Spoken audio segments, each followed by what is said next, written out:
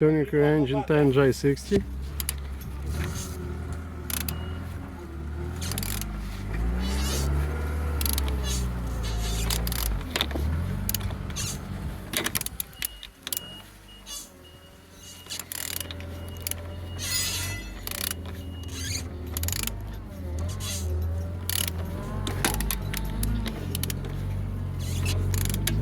All turning good, all compression complete, and the front all looks good, as you can see.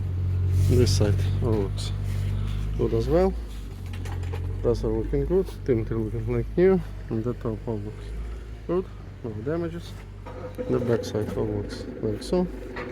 And this side all looks good, no damage, no broken oil, so in good condition. Underneath I didn't see any damages. Turning engine 10J60. Thank you.